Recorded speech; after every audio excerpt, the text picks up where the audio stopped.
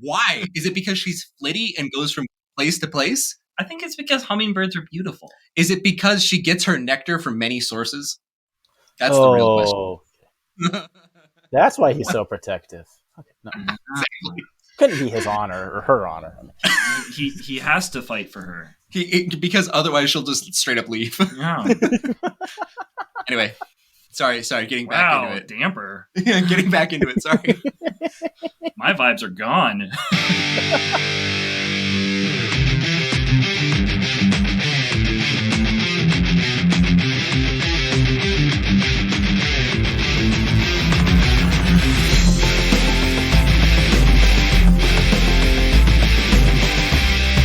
Hello, everyone. Welcome to another episode of Not Your Father's Movies. I'm Vito. I'm Mike. And I'm guest Patrick. That's right. Guest dad Patrick here. Pat, we've been friends for a long time. It's been great to have you. It's great to have you on the show for the first time. And this is like, you're like a first time listener and a first time guest too, because you don't really listen, right? I watched two. I listened to two. I listened to two. So I do have that credit to me. Thank you for listening to those two. It was my pleasure. It was a very long car ride to Oregon. Yes. Which two did you listen to? I listened to the Spider-Man one and Spider-Man 2. So there was both Spider-Mans. Oh, perfect. Nice. Okay, perfect. Great. I think we need to go back to the Spider-Man Yeah. People really seem to like those. Yeah, people dig Spider-Man. We like Spider-Man. They're the best. Yeah, he's the best. I love that guy.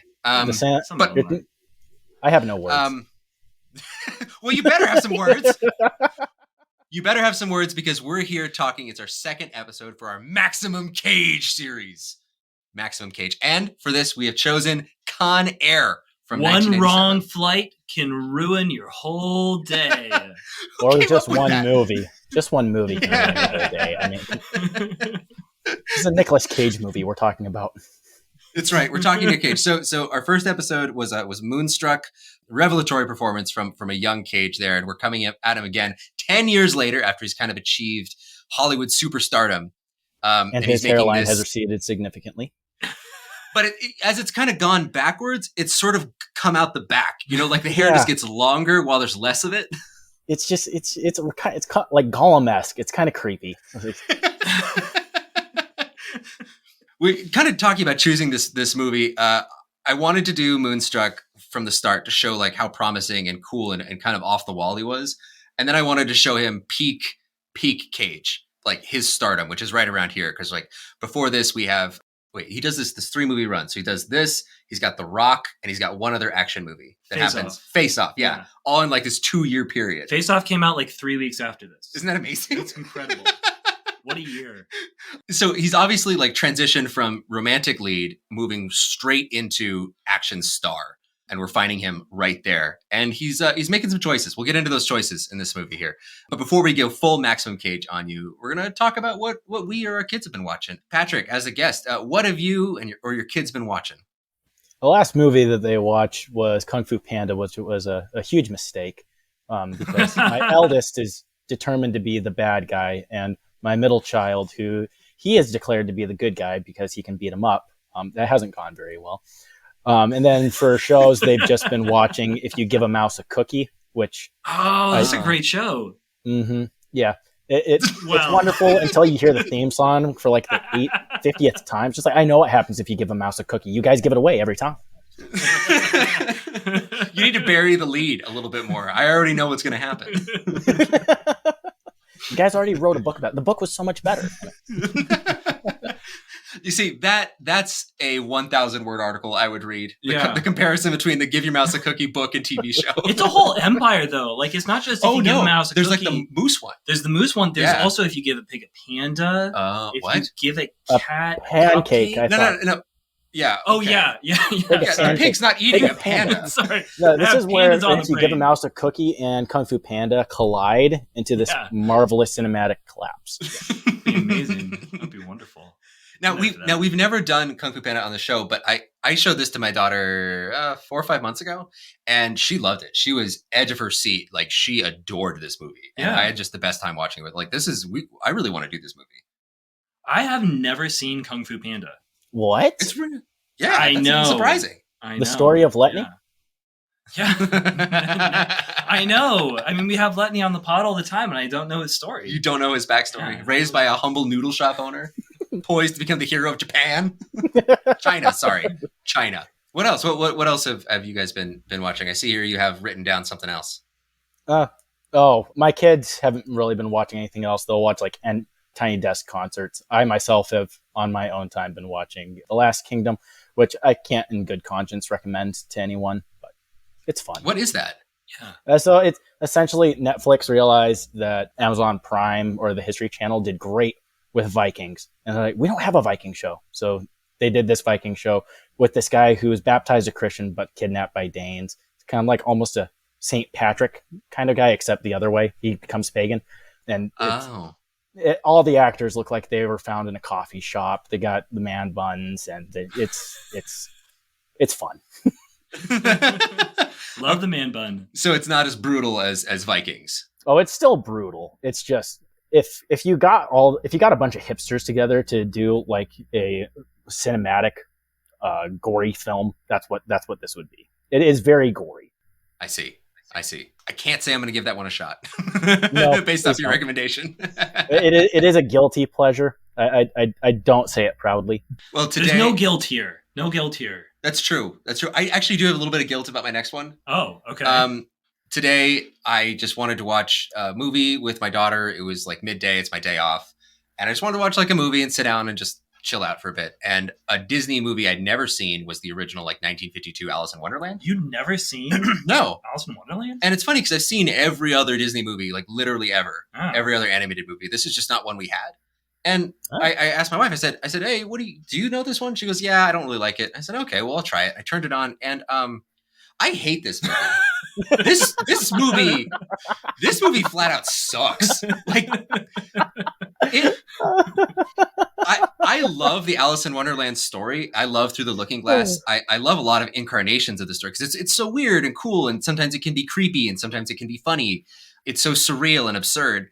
And this, I was watching this like, did no one read this story? Did no one even read this? This doesn't make any sense at all. Like, at least the original book had some semblance of this dreamy quality. This is just random bits of forced together songs with terribly animated dance numbers. Yeah. Like, it's really bad. The songs are unmemorable. Look, it was 35 minutes in. I am actively standing up, kind of walking around my living room. And I'm like, okay, well, it's going to be over soon. We just got through the caterpillar, which is one of the most painful things I've ever had to sit through. I can't tell you the number of times they just went back and forth over the same joke, where he's exhaling out the hookah smoke, which is also weird in a kid's movie, but he's exhaling out hookah smoke in the vowels, the A, D, I, O, U, and sometimes Y. But he keeps saying why, and he keeps doing that, and then it hits Alice in the face, and then Alice coughs. And it happened like 4 times. I was like, okay, we need something else. And I paused it, and we weren't quite halfway through. And I said, no, I'm done. I'm done. And my daughter's like, what? No, I liked it. I said, no, I don't care. I hate this. Dad hates this. Dad says no. And we turned it off. And so I feel guilt because I wasted part of my child's very precious early formative years on something that I despised. I hate this. This is terrible. Wow. Will never be the worst movie Walt Disney's ever been involved in, except for Song of the South, and we know why that is. But come on, worst. Black Cauldron. I love Black Cauldron. Oh my gosh, it is so hot. No, that is an utter travesty. No. Oh, it's amazing. Have you read? You're being facetious. I like it a lot, and I've read the book too. Yeah, it is horrific. It's amazing. I've seen corpses that look better than this movie. This is awful. That I think speaks more to the strength of your mortuary technician than to the movie. Well, I do live in a desert, so there are quite a few buzzards and carcasses, Well, we should, whenever we do Black Cauldron, we'll have you on. So I hated watching that with my child, and I regret it. But something I did watch that I really did enjoy with my wife was Memories of Murder. Ooh, yeah. Bong Joon-ho's. Is this a movie? It's a movie, yeah. I apologize for bringing a TV series in as my example. Oh no, it's fine. This is anything goes, right?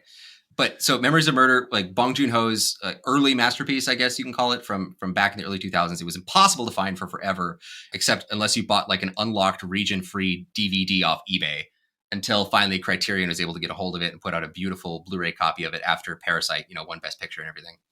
And I'd been so excited to see this that over a year ago, I had rented it on Amazon because it was finally available and I've been waiting years to watch it. And I tried watching it 3 different times. I always got interrupted and my rental period ran out. And I was so angry because I got like 55 minutes in and I couldn't do it. So it went away, finally came out in Criterion. I bought it and me and my wife sat down to watch it, get 50 minutes in, interrupted. The same scene. Oh my gosh. The same scene. What? I was so angry. It wasn't even funny. It was so sad. It wasn't even funny. And so, but we finally, the next night, we're like, hell will freeze over. We are going to watch this. And so we finished the movie, and it was okay. It was pretty good. Just okay. All right. It drove me crazy because it's pretty good. Yeah. And I think I would have said it was very good if I had been able to watch it in one cohesive sit down instead of 5 different viewings over the course of a year and a half. Breaking right in the middle every time. Every single time. Yeah. But no, I thought it was really good. It's very typical Bong Joon-ho from what we know of him. And I'd like to talk about it in a different space for longer because I have a lot more thoughts on it. Yeah. But that's what I've been watching. Very frustrating week in the movie watching biz. For those of us who don't have the Criterion Collection, it is also streaming on Hulu right now. That's along with all of Bong Joon-ho's movies are on Hulu at the moment. I think except for his first movie. Yeah. What about you, Mike? So the kids have been watching Bluey. That's all that they watch. They will never watch anything other than Bluey. I don't know how to stop. I came in here a few weeks ago and I talked about how wonderful this show is. It's still wonderful. I'm just a thief of joy. I kind of hate it at this point. One thing that's really annoying about it is that it doesn't autoplay. Oh. So now my kids know how to use the remote. Oh. And my younger daughter has turned the TV on in the morning. Oh. And so that's very, very annoying because she knows how to use it now. And I mean, I suppose that was going to happen eventually. Yeah. It's not all that difficult to turn on a remote. Yeah. But it's got a red button. Yeah. Yeah. But now she knows how to do it. And so Bluey, phooey. Is what I say. When my daughter had figured out how to turn on the TV, I have this TV that has this.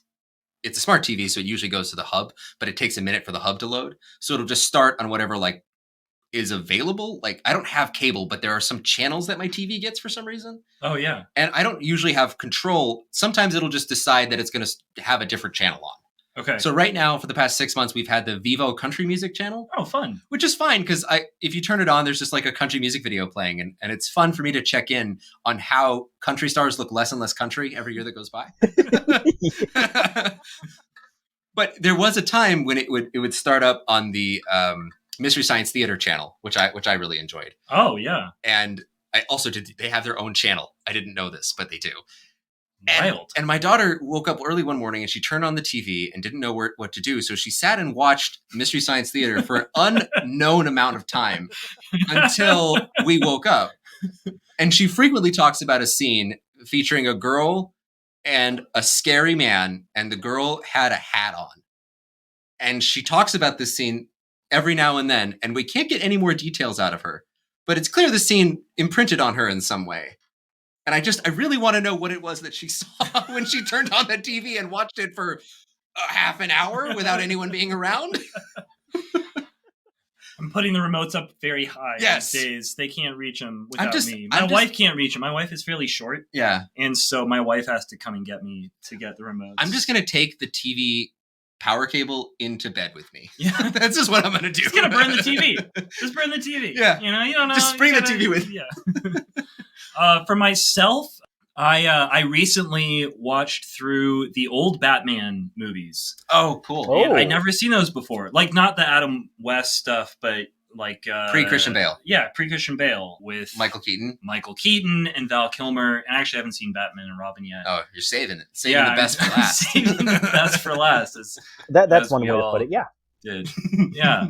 They were very different from my experience of Batman. They're very strange. And so, yeah. Which would you say is your favorite? They're all wonderful. Michael Keaton's pretty awesome. Yeah. Yeah.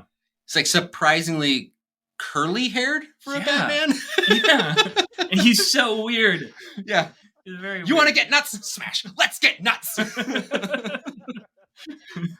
Yeah. It's good. I love those. The first one's probably the best. I mean, Jack Nicholson is the Joker.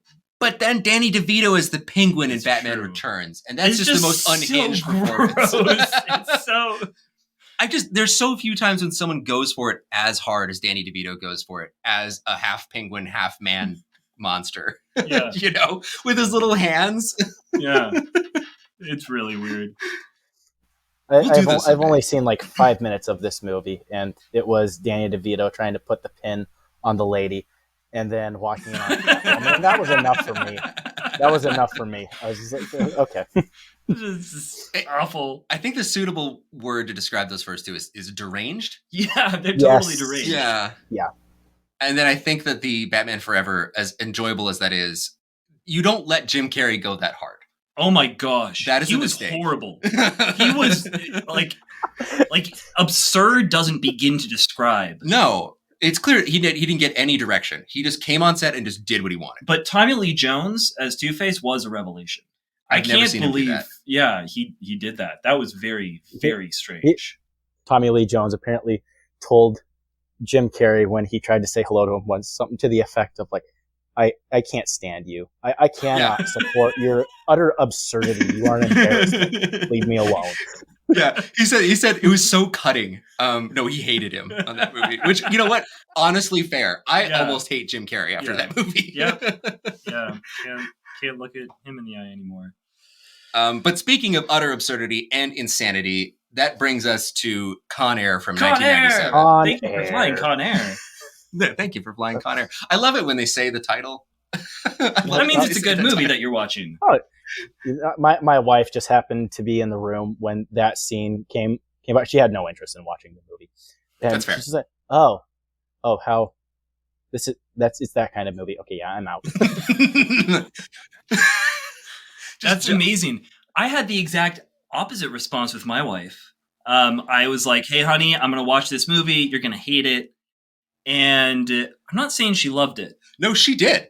But I am saying that she went from being like, I'm going to go to bed right now to sitting with me till like 1 a.m. watching Con Air. I only say she loved it because she gave, and shout out to your wife, by the way. It was just an ever-shifting target of taste for me anyway. I can't nail it down. But she gives Con Air 5 stars. She did? I didn't see that. 5 stars, That's amazing. Con Air. I love that woman. She's so wonderful. I saw that last night when I was watching the movie, and it gave me the courage to up mine to 4. I was like, good. Fuck it. I'm in good company. 5 stars.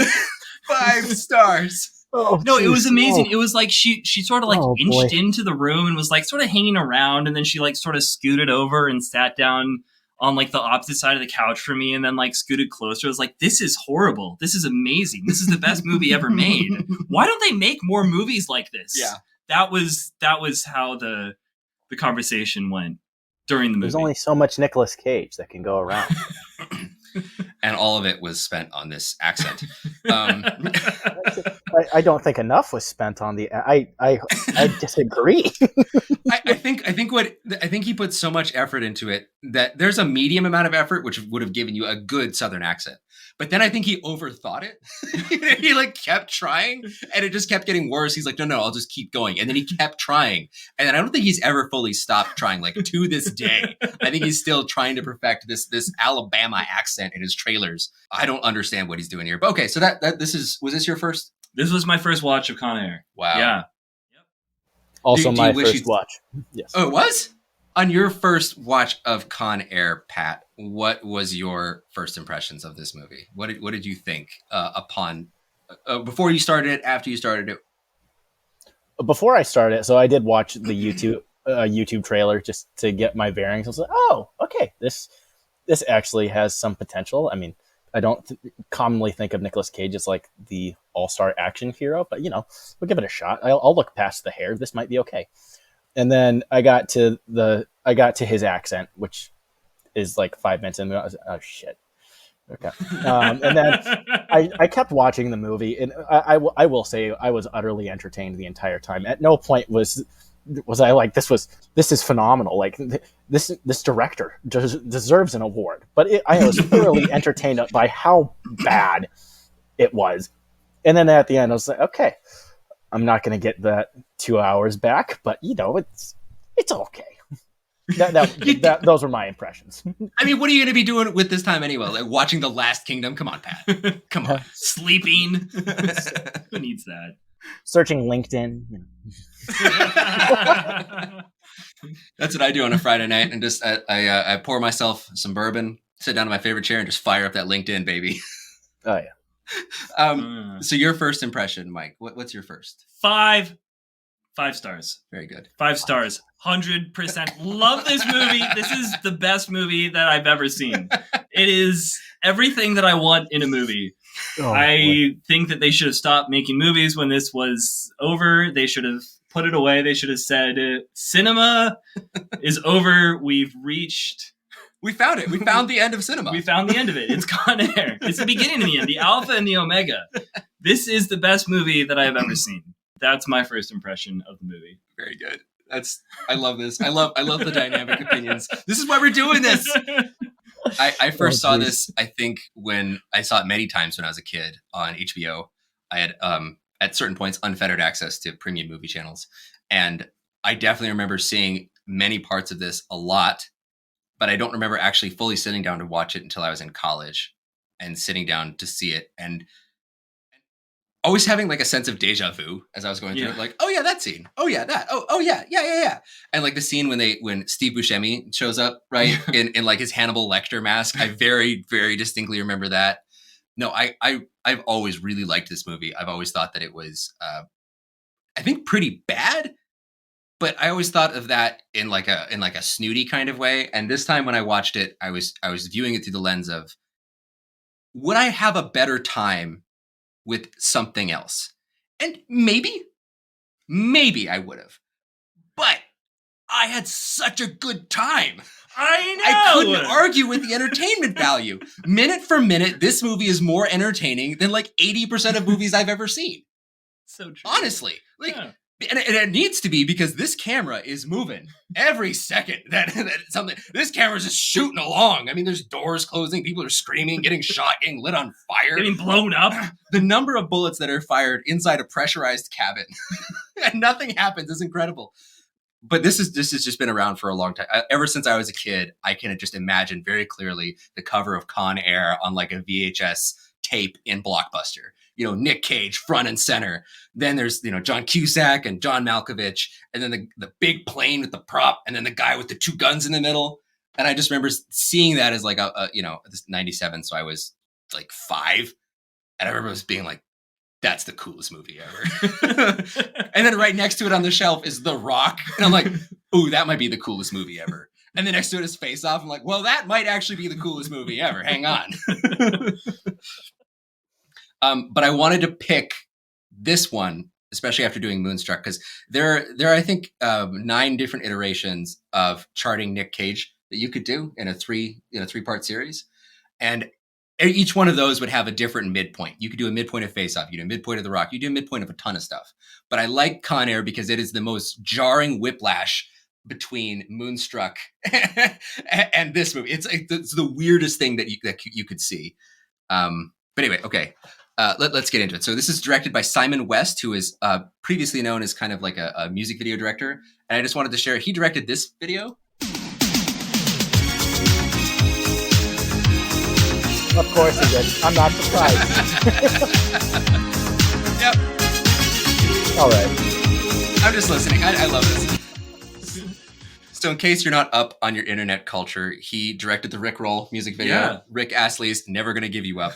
And from there gets this movie. He does some other work. That's not important. He rickrolled his way into Hollywood. Into Con Air. And his movies really started to make a lot of money. Like this one makes like $175 million off of a pretty modest budget, which is amazing that an R-rated action movie makes that much money in the 90s. But that was just the kind of time we lived in. And after that, it's a pretty slow decline. Pretty slow. This is his first movie. Next movie, The General's Daughter with John Travolta, makes a lot of money. Movie after that, Lara Croft Tomb Raider, makes a lot of money. Then When a Stranger Calls, loses money. Mechanic, loses money. Expendables 2, not good. Stolen, Wild Card. Gunshy, Stratton. Now we're getting into movies I've never heard of. And then we finally come to this movie called Skyfire. Now, Simon West is an English director. He only really works in action movies with the exception of When a Stranger Calls, which is a horror movie. But he can't get work, I guess, in English-speaking countries. So Skyfire and his upcoming film, The Legend Hunters, are Chinese ventures with all Chinese casts funded by China.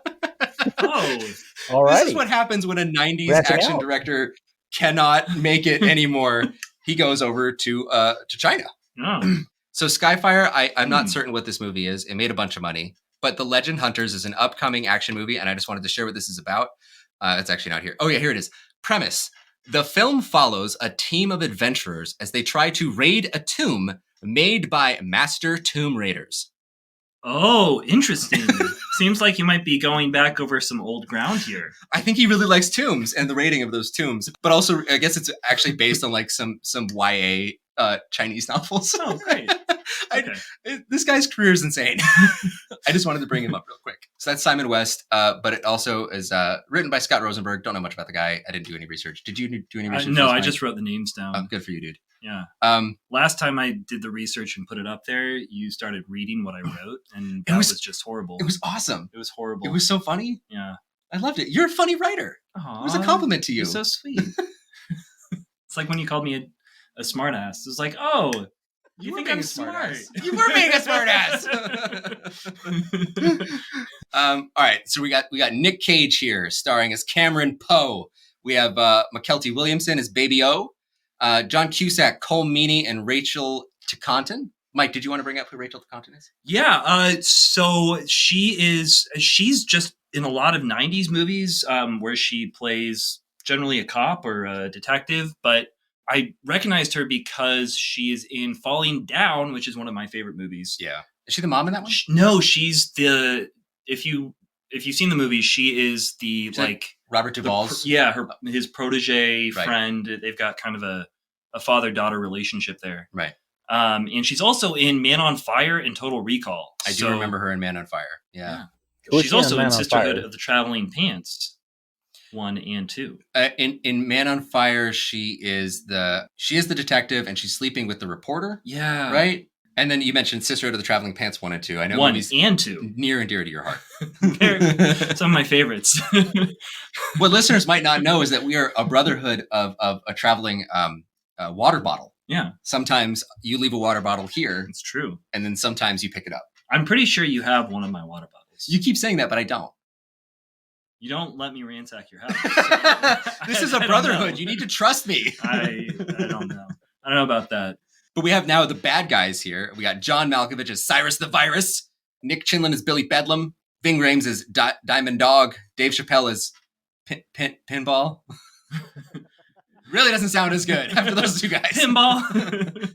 I was so surprised that Dave Chappelle was in this movie. Just shows up. Yeah, he's been doing this to me lately. Like he was in he's in You've Got Mail. Oh, that's right. He's in You've Got. No one ever told me that he was in You've Got Mail, and then I just saw it. I was like, wait, that's Dave Chappelle.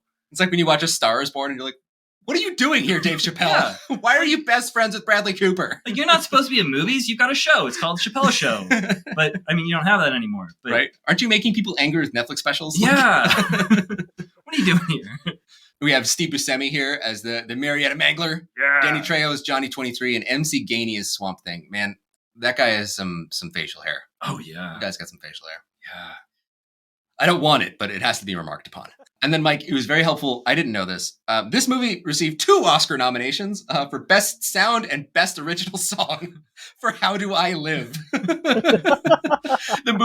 The song which opens and closes the movie, which I remember playing on like country radio because it's Trisha Yearwood. It's so beautiful. And I did not know until I saw this movie that this movie is the reason that we have that song. Oh, man. But then, Mike, you also helpfully have pointed out here that this movie received 2 Razzie nominations. Worst reckless disregard for human life and public property. It did not win that one. It did. What did it lose to? I have no idea. Maybe Total Recall? Face Off. I mean, I guess they're pretty nice. Like the majority of the movie takes place at like the abandoned building, you know? Yeah. Yeah. Or the abandoned airfield. Yeah. Yeah. You know, most of it's around like junk. Yeah. It's only at the end Except where there's they land on the strip or whatever. Random toddler running around. Yeah. Random toddler who's okay. Who's okay? Yes, I was She's very okay. happy to see that she was okay. But I really why is was she not looking why is she forward having to the tea in an abandoned pool with this weird naked marionette?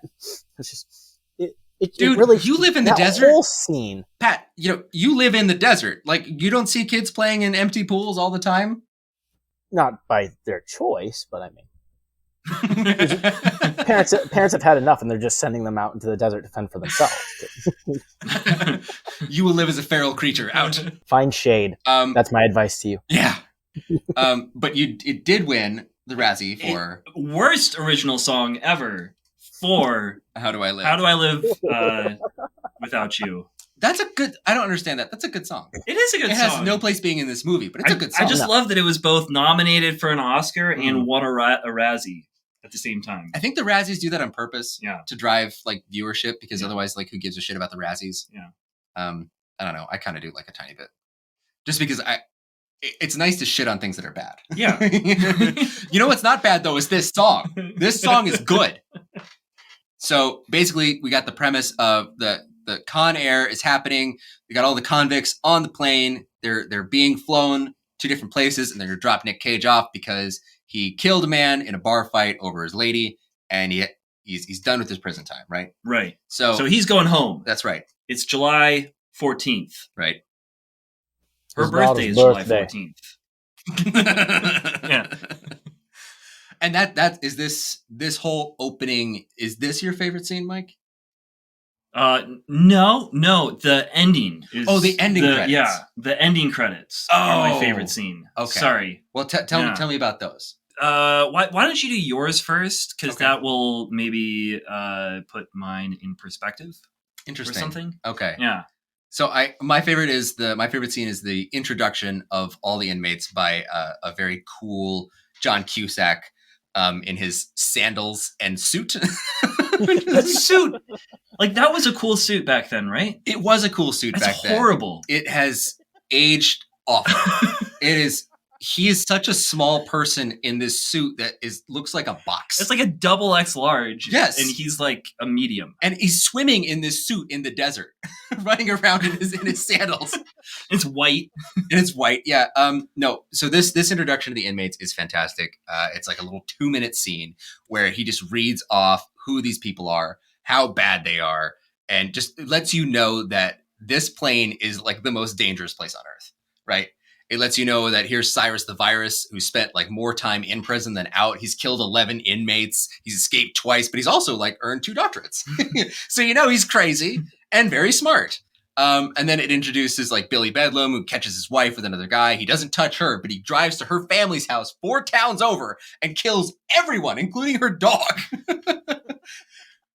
Then we have a weird, like, passive-aggressive, almost racist line about Diamond Dog Jones, Ving Rhames' character, where he like writes this manifesto and then it gets optioned for a movie. Denzell's in talks to play it, and it's like this really offhand, like, but it's a pretty racist thing to say. And it's like, oh, okay, I don't know what's doing there. Moving on, pinball. It's an arsonist and a pickpocket, because those are 2 things that go together, I guess, for the movie. Then we have Johnny 23, who, like, props to Danny Trejo for playing the most despicable guy in this group of guys, right? He's a monster. And when he was introduced, I was like, ooh, can't wait till that guy dies. Yeah. I want that guy dead so bad. And then finally we have MC Gainey as Swamp Thing. I guess he's like a hick kind of guy. Yeah, he flew drugs. Oh, is that what it is? Yeah. Okay, he's like a smuggler. He smuggled drugs.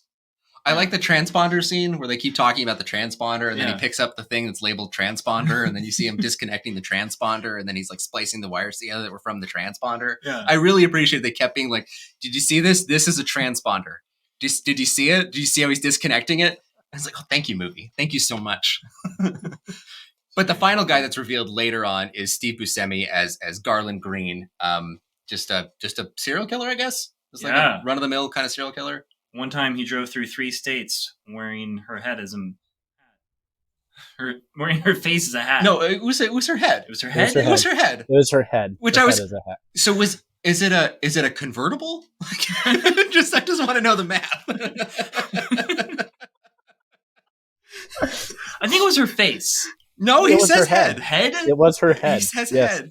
Yeah, no. As a hat. I thought it was going to be a mask, like wearing her head as a mask. He's got neck stump on top of head, like a helmet. I'm really glad that you also were like very interested in the logistics of that because he said he did it. Yeah. So I was like, how does he do it? Like, there's another line too. I was also thinking the same thing where John Malkovich is like, the last thing that you'll see is the wings of the flies buzzing over your rotting corpse. And I was like, why would you see that?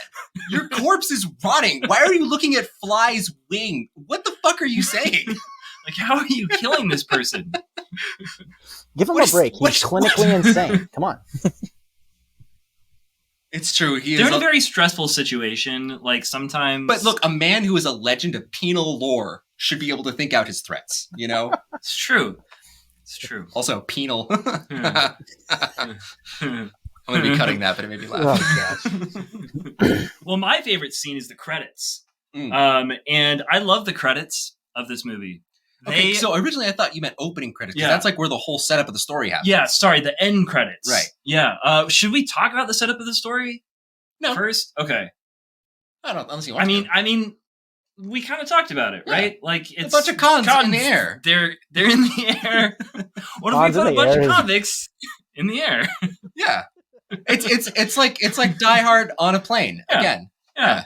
But better. Con Air Die Harder. Yeah, Con Air Die Harder. No, but so the end credits of this movie are fantastic. They're some of the best end credits of any movie I've ever seen because we've got this incredible montage of each of these wonderful people that we spent the last 2 hours with, smiling. Yeah. We've got Johnny 23 smiling. Yep. We've got Cyrus the Virus smiling. We've got Diamond Dog smiling. Everyone's just like really happy, and it leaves you feeling great.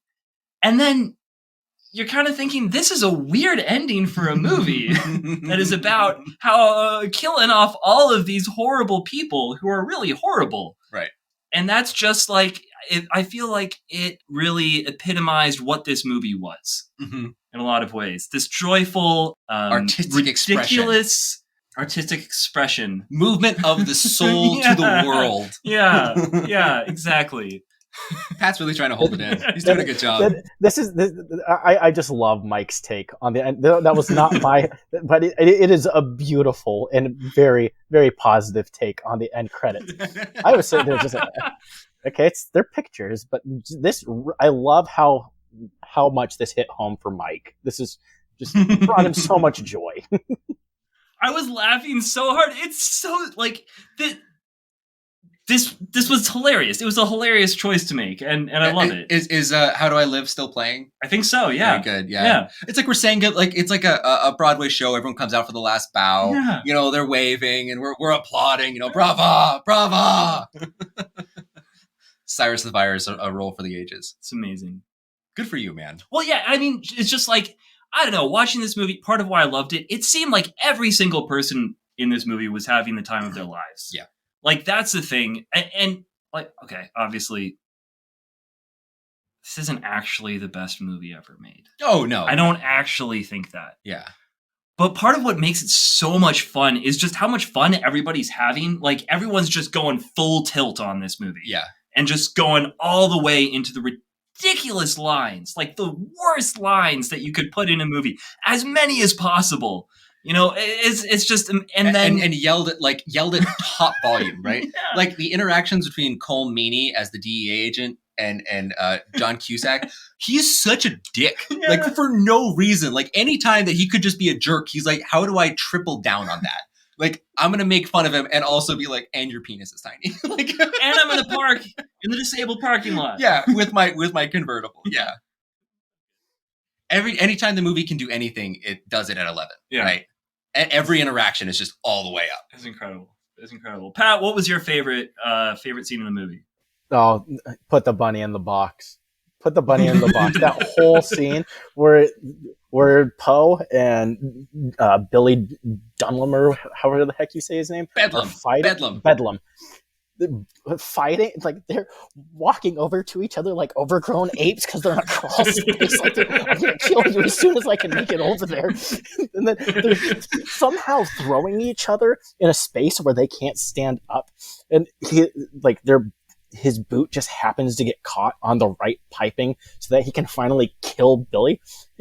And the ending line is just, there's so many good one-liners in here. I want to watch this movie again because there's so many wonderful one-liners. Just like, why couldn't you put the bunny in the box? It's just, you just killed a guy and you just fought in a crawl space half your size. Yeah, it's just, let's contemplate this bunny of yours.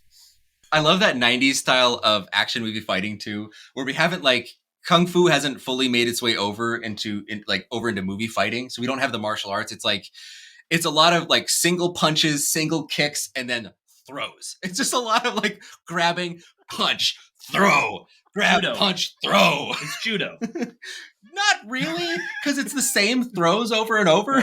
You know, it's like I grab your lapels and then I bang you off a wall. We got like that really long shot, that wide angle shot where we're seeing them do it. It's, yeah.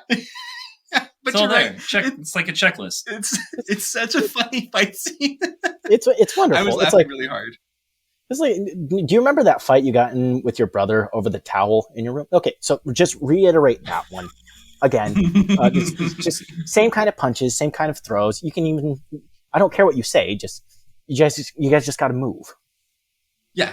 Move around, be exciting. Yeah. And we have to make this last for 4 or 5 minutes. And at the end, that pipe's going through your chest. Okay. Good. We all good here? We all good. I love that scene too. And it made me also think of all like from last year, we talked about Nobody with Bob Odenkirk, you know, give me back the damn kitty cat bracelet. Yeah. Or John Wick, you know, that dog was a gift from my dying wife. Like there's always like a small thing that the tough guy has to care about that the villain has to fuck with. Yeah. That he has to be like, don't you dare touch that blank blank that I got from blank blank. The guy's like, oh, you mean this thing? It's like, oh, you did it now. He's going to kill you because you touched it. You're like, this is kind of an overreaction. I just love how even after Billy messes with the thing, like they had to get John Malkovich holding a gun to the bunny. Don't move or the bunny gets it. Oh, please, no. They went there. They absolutely went there. And I like when he finally gives the bunny to the girl and it's like soaking wet and dirty and she's looking at it like, I don't want this. He's like, but I bent over backwards to get it to you. I fought through hell. And the mom's like, say thank you, honey. Like, your dad is a crazy person. Your dad is covered in blood and might kill us. Give the guy credit. He tried to clean it off on his blood splattered shirt before giving it to her. He gives us like a little rub. He rubbed it in the sewer, you know, like to make sure. Just spit on it, make sure it's nice and shiny. Yeah. Oh, fantastic. Oh, man. All right. Let's get into some questions here. Kind of talking about all this. Like, my question is, what about this movie is so fun? And by that, I don't mean like, oh, it's because the lines are bad, because of this, because of that. I don't mean that. I mean like, we used to have movies like this often. They were everywhere. We get them all the time. And we don't really seem to have that anymore. Yeah. And, you know, Netflix comes out and it's like Red Notice starring The Rock and Ryan Reynolds and Gal Gadot. You're like, but that's not fun. That's not fun like this is fun. Why is this fun, but stuff like that is not fun? Not what happened in the culture, but why is this such a good time? I don't know. This doesn't have to, there's not an answer for this. This is just like kind of an open-ended one. Yeah, no, it's a good question. I love it. My first impression is just like, the only way I can describe it is like sincere cheesiness. Like there is obviously some people are putting their hearts into this work that they're doing, and it's just coming across so cheesy. It's just so tacky. But it's almost like when your toddler is trying to like draw your picture. You can see so much effort going into it. And it's just like, yes, I have 5 eyes, I guess, but I don't know if I'm being clear at all here. You guys get where I'm going with this? I think I do. Yeah. I think, I mean, it feels like these movies, there was a sincerity to the bringing the ridiculous dial up to 11 vibe to these movies. And even like the Batman movies and stuff, like these are movies where the actors are saying like, you know what, this is ridiculous and we should make it ridiculous. Like this will be fun. And with something like Red Notice, the content that we have pushed out, I don't think there's that sense. I don't get that sense. It's not fun. It doesn't feel fun. It doesn't feel like I'm meant to think that this is cool. Yeah. And no, that's a good way to put it. When someone makes me think that something's cool, then I don't think it's cool, right? Like you're trying too hard. I think like the only person I think that's still doing stuff like this, I mean, it's Michael Bay. You know, he's still working, and he has his roots back in this time. And like Six Underground is the closest to something like Con Air I've seen in a really long time. And I can't wait to see Ambulance in a couple weeks when that finally comes out. That's gonna be rad. What if there was a bank heist and they got away in an ambulance and everyone was after them? You know, this might be the year of it though, because we also got Moonfall. And Moonfall. That's right. The moon falls on the earth. Yeah. But yeah, I think there is something to that about sincere effort at fun, at a good time at the movies. And I kind of think that most movies aren't trying to have us enjoy them. I think that most movies are trying to just get us to revere them in some way. Like the attitude it's asking us to have is different. And I don't know when that stopped or why, but I feel pushed to not have fun anymore. To be a part, they're all trying to make a Marvel type cinematic universe. Yeah. And they're all trying to make you part of the tribe that's like, oh, we're the Red Notice people or whatever. Yeah. But we're the family. I miss the good time. I miss being able to go to the movies and walk away from the movies, right? Yeah. What did I see? Well, I saw a movie. This feels like playing pretend. Like when you were a kid and you would run around in the backyard and you just like pretend stuff. And like in my imagination, stuff was blowing up like this, right? Like people were dying this way. And none of it really mattered, you know? And it feels like that here. Like none of it really matters, but it's fun. It's a good time. We're kind of using our imaginations. Like it's not, I don't know. That's not what we're getting now.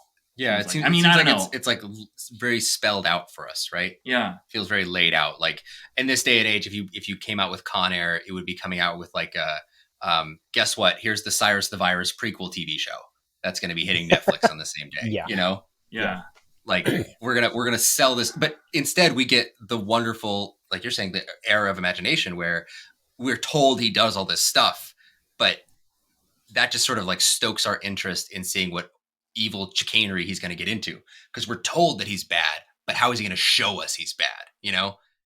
And that's what's really fun, because we have this expectation and it's really paid off though.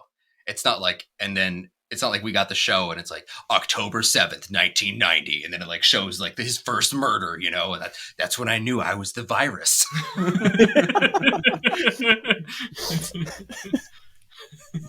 Anyways, this is a question I wanted to ask you that I was thinking of when I was watching the movie. No, I was thinking of it too. Yeah. Like this isn't, I can't imagine this coming out today, but who knows? I mean, maybe Moonfall is going to be the Con Air of 2022. I think it's going to be Ambulance. It's going to be Ambulance. It's going to be Ambulance. That movie looks way too serious, man. No. It looks really serious. I think it's so goofy. Yeah? Like this movie is kind of funny, right? Okay, Nicolas Cage literally winks at the camera in this movie. Yes, he does. It's incredible. Wait, it's so great. When did he wink at the camera? I missed it. In one of the times when his hair is blowing back in the wind and he's just like a phoenix. It's when Diamond Dog is going to kill the cops, and then he talks Cyrus. Then Nick Cage talks Cyrus the Virus into telling him to stop, and then because Diamond Dog really wanted to kill the cops, right? Yep. And then he's like, "Yes, I remember this now. I remember this now." I hope that wink was audible. Mike,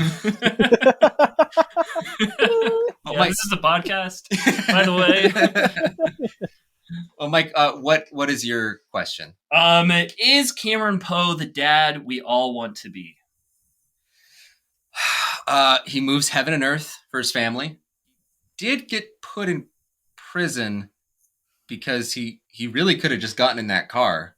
That's true. Yeah. And that probably would have been okay. It's true. She could have just quit her job and Yeah, gotten but a new gig. Okay.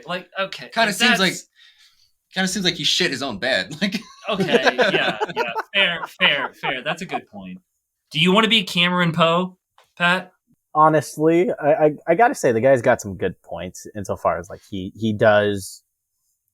cares about other people, and he does think about just like, what's my daughter going to think about me if I left a man behind. But I was thinking the same thing that Vito just pointed out. Just like he could have gotten in the car.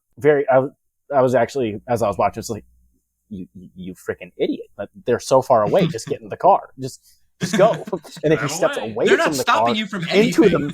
into the middle of all three of them, and like searching around, oh no, what's happening? You did this. And then prevented all of this from happening. And then his lawyer's just like, okay, just plead guilty. You'll get 4 years. You'll get to be able to see your family sooner. I will not plead. You're gonna be away from your daughter for 10 years, as opposed to 4 because of your pride. So I gotta say I don't think he's the greatest dad. Also, I'm gonna be like, I'm gonna emote, not reason here. Haven't we all like made like one mistake early on in the early days of our marriages or being a parent or whatever? And no. Like then no, okay, no. All right. Well, maybe just me. Maybe it's just me. I don't know. But it's like, I learned from that, and rather than deciding to have this define my life going forward or whatever, like, this is sounding more serious than I intended to be. Like, instead of that, he's like, no, I'm not going to be involved in prison riots. I'm going to make friends with a good guy, Baby-O, like he's a good guy. He believes in Jesus and like has diabetes. Do we ever figure out why he's in prison? Why is he on the maximum security wing? I don't know. No idea. Because we totally just buy into this guy just because he's diabetic. Like, we're just on in his corner because he's diabetic. Yeah, but he believes in Jesus too. Like he's a good guy. I get. What did he do? He's like he's a janitor. His name's Baby-O. How are you gonna shit on a guy named Baby-O? Did he kill babies? Like, why is he in maximum prison? Like, why is he on Con Air? That's a good point. I never thought of that. I'm just wondering because, like, look, Nick Cage, it makes sense, and honestly, he should have pled guilty because, like, he killed that guy. Well, he did plead guilty, but the judge threw the book at him. But he wasn't going to, and then he's like, yeah. And the judge, because he is an Army Ranger, and his whole body is a weapon. Yeah, but see, there's 2 lessons that he learned there. 1, he can't be the man he used to be until he has to be. Mm. And 2, he has to stick by his principles, because he didn't stick by his principles. He pled guilty to a crime he didn't commit and ended up in prison longer. Mm. So there's 2 important lessons learned that define his actions for the rest of the movie. That's why he stays on the plane to take care of his brother, and had to take down the other convicts. Right. So, those are important lessons that I feel like we all learn. You know what? In our lives, it sounds like you're saying is it's good to have principles, and in that way we should be like Cameron Poe. That's what I'm hearing you say. But then all the obstacles in our lives are like Cyrus the Virus that we're just taking down. We're killing in 3 different ways. Yeah, that's right. On the Las Vegas Strip. It's really hardcore how much they kill him. And like that, the way he actually dies. How did he so conveniently put his head in the thing? Like, You know what, Mike? In that way, you are correct. We all want to be like that. Yeah. In that way. It's like we all want to be Bruce Willis and Die Hard. Like, that's the thing. Like, if we didn't want to be Cameron Poe, then this wouldn't be a good action movie. And it is a good action movie, yes, Pat. It is. Yes, it is. It is. It is an entertaining action movie. I hesitate to use the word good. I don't really know what else you want from an action movie. Stuff blows up, people die. Less Alabama accents. That's Homemar. Was it necessary? Was it necessary for him to have the Alabama accent? Couldn't he have just been like no? I just want to say this. Alabama. I just want to say this for any Alabama listeners. I am not mocking your accent. I am mocking whatever it is that Nick Cage is doing when he says is your accent. What Nicolas Cage does is a mockery of the Alabama accent. He's making fun of you if you're from there. All right, Pat. Do you have a question for us?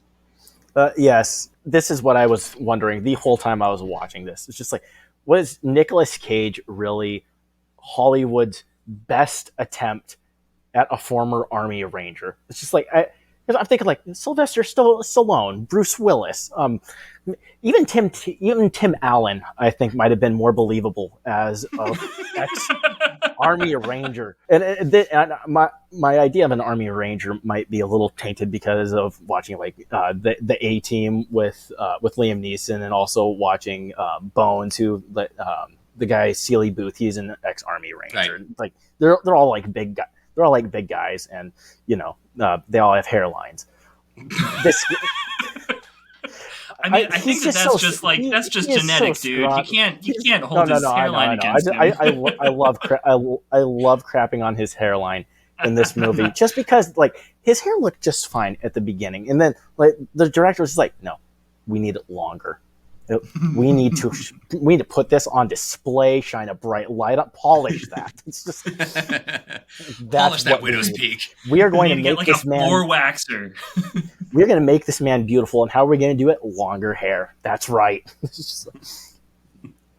So this question actually ties into the game I wanted to play. It's exactly the way Pat phrased the question.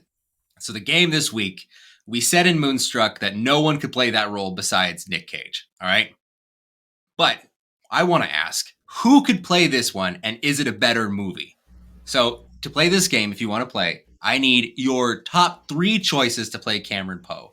And as the game master, I will tell you if you are right or wrong. Do you have 3 choices as well? I'm the game master. You didn't have to make a choice? You asked me to make the game. If you want to do the game, then you can make your own rules. Right. Game master doesn't pick. All right. Patrick, since it's your question, I want you to go first. Admittedly, I have one that I've actually thought through. I don't have 3 full ones. But Shia LaBeouf was the first person that I thought of who could pull this off. That's not bad. That's not bad. And that's like to get like the same kind of like feel that this movie has, where it's just like if I squint, he could be an action hero, but and still have like that sincere cheesiness. Like Shia LaBeouf tries so hard in every one of his roles, and some of them fall flat. But I think he could have like been like an alternative Nicolas Cage kind of character. If we were talking about some like trying to make this movie more serious, which I don't, it's perfectly entertaining as it is. I think I'd choose somebody else. That's interesting. So in the remake of Con Air, I would have to say I would agree with that. That would work. He can do it. That's amazing. He was the first person that came to my mind as well. We are so, despite our so varying takes on how wonderful this best movie ever made is. Sweet Lord. We're so simpatico. That's really good. That's really amazing. Good. Okay. That was the first one I thought of. What's the second one? Okay, here's a question though. So remember him in Fury? Like, yes. I feel like Fury was Shia LaBeouf trying to go sort of more action, sort of typical standard. Well, he's already done action movies, though. Yeah, like so. Eagle Okay, Eye. Like Eagle Eye. Okay. And all the Transformers movies also. Oh, that's right. Yeah. I'd hesitate to call him like an action hero there. He just kind of like runs around and hope Bumblebee helps him. By the third one, he's doing stuff. No, I don't even remember the third one. Okay. They were setting him up. They were trying to set him up to be an action guy, and then he kind of he insulted some people that he shouldn't have, and I think Spielberg was really trying to help him out, and he really spurned a lot of the help that Spielberg was trying to give him, and he wanted to like do his own thing. So I feel like everything post the Transformers is him like riffing on what he's done in the past, but just trying to do it like his way. So Fury, right? It's an action movie, but it's a war movie, and he is conspicuously kind of a second ringer, right? Like he's like, what is he? Is he the viewfinder, or is he loading the gun? He's loading the gun, right? Yeah, he's loading the gun. He loads the gun. And it's a very kind of, it's really weird that he chose that one, the least action of all the roles, right? He's just putting a thing in a tube, right? But I think he's got this like unhinged fury and like sad brokenness. He could definitely play Cameron Poe. He has the most brutal scene in Fury where he curb stomps somebody because he loses his gun. Like, yeah, right. And I thought that stood out a lot in the movie. Have you guys done one on Fury? We have not. We have. It's come up many times though. Yeah. Yeah, we will do it sometime. I just watched that like last year or maybe the year before. I don't know if I like could say I thoroughly enjoyed it. It wasn't like a good time, you know, I had a pretty good time. but it was a very good movie. I just love the mix of characters in that movie. Yeah. Also the fact that like they're all in this tight space, and it's exactly what I imagine would happen when you're stuck in a tank with the same 5 guys forever. They just shit on each other the entire time, but they also got each other's back. And then like this new clean shaven recruit, because I'm just like, all right, we're gonna put him through hell. That's just fine. Let's go. I also like that it was Logan Lerman. It's like, Yeah, he deserves it. He absolutely deserves it. Have you seen his face? Yeah, he deserves it. Yeah.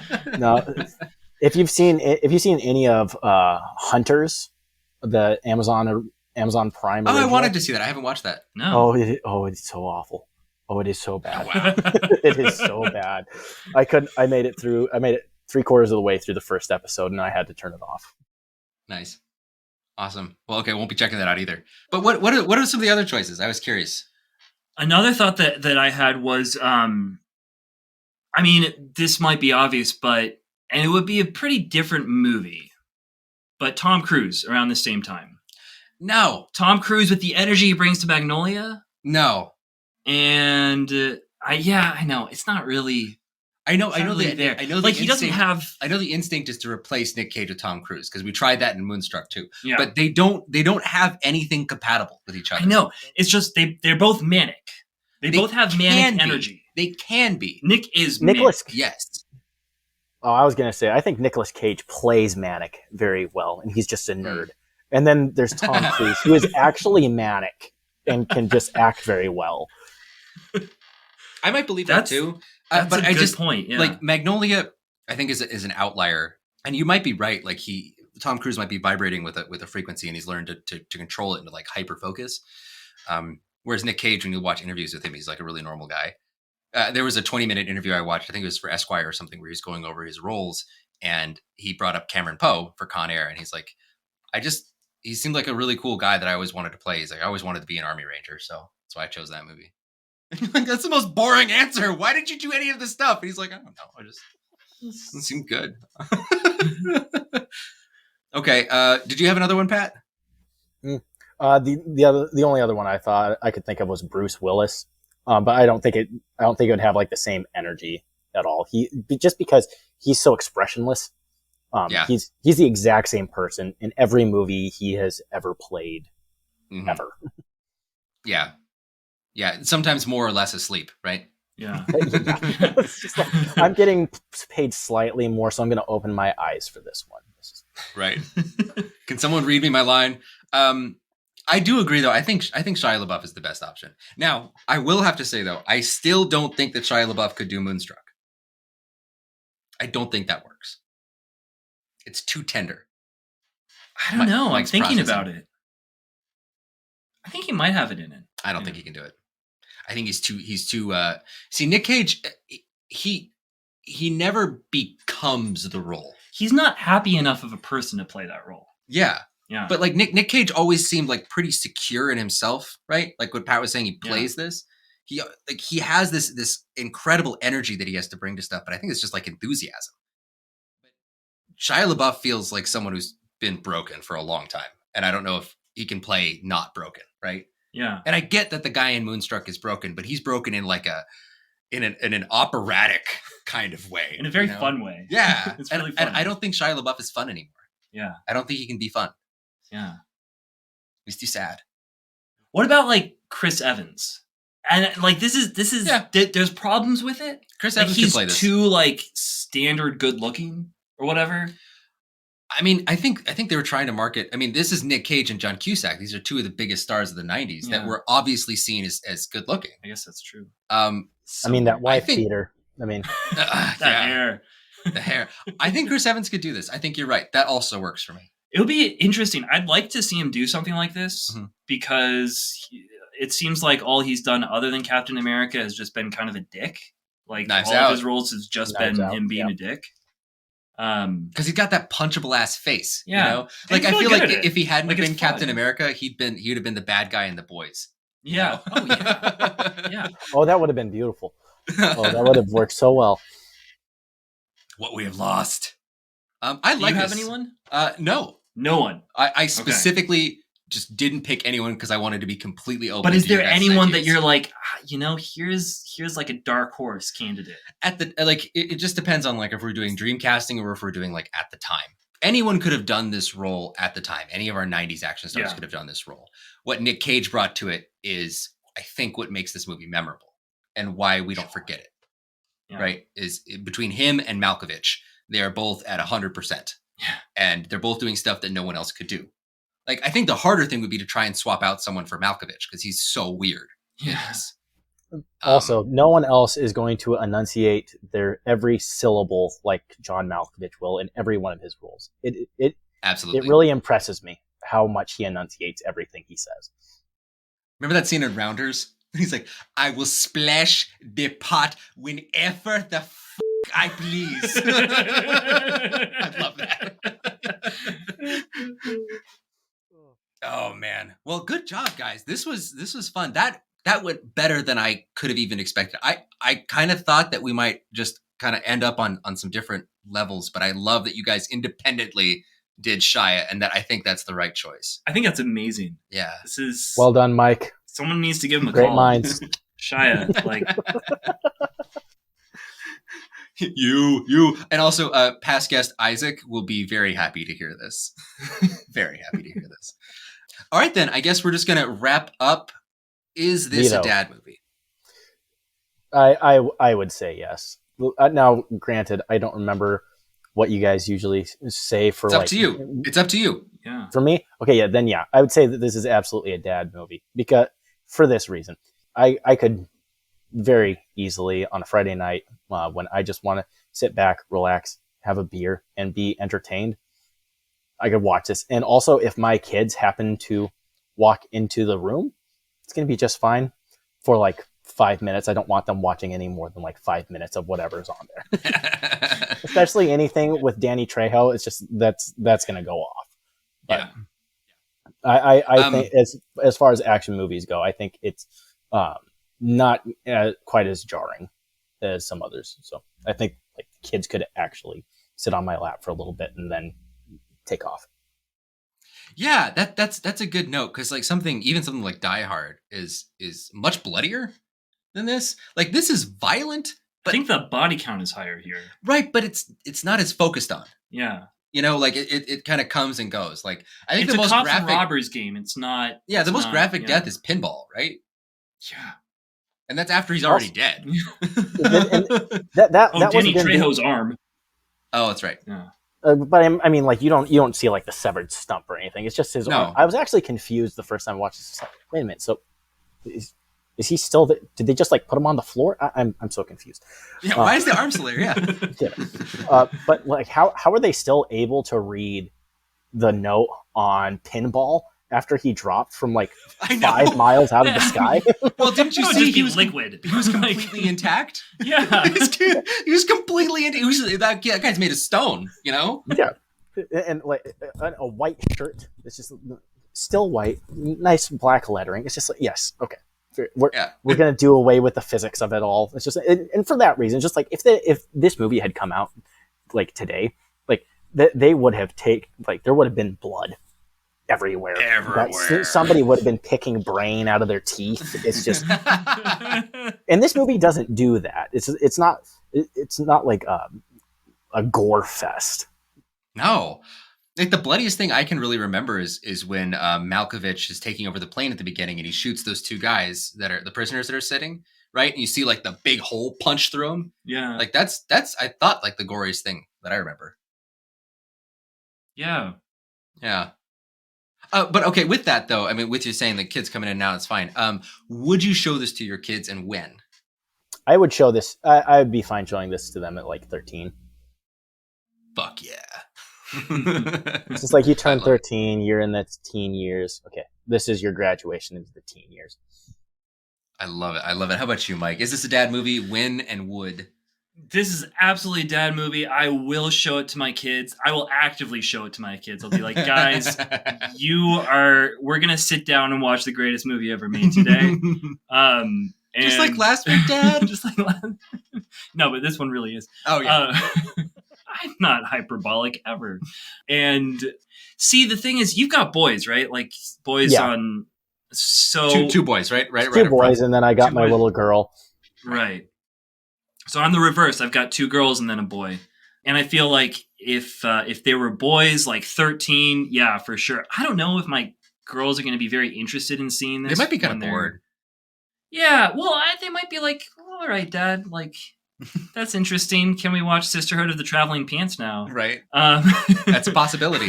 Let's hope not, but that's a possibility. Yeah. Or Princess Diaries, which we've talked about before. Let's hope it's that. It will be. But when he gets around 13, like, I think that's when I'm going to gather the family around to watch this movie. Very good. I think that'll hit the right ages. And that's very specific for my family and like my projections into the future about 10 years. Yeah. So that could change drastically. Well, actually, it's going to be like, it's projecting like 13 years. Yeah, that's true. You're really good at math. Sometimes. Don't look at my high school transcripts. This is exactly the sort of movie. There was some friends when I was growing up, and I would go over to their place sometimes, and they had like, it was like a big garage, kind of like a big barn kind of thing, but it was furnished and it just had like cement floors, and we get kind of cold in there, but there was a projector, and we'd go over and watch movies. And that's how I first saw stuff like Ocean's 11 and Ghostbusters and stuff like this, is we just watched it on the projector, like all of us piled up on couches.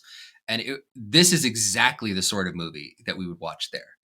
It was exactly like a group of friends, all, some of them older, some of them younger, but it's a late Friday night and everyone's kicking back. You're in high school, and you'd watch Con Air, and then you would all memorize the lines, and then you just say them to each other for years. Right.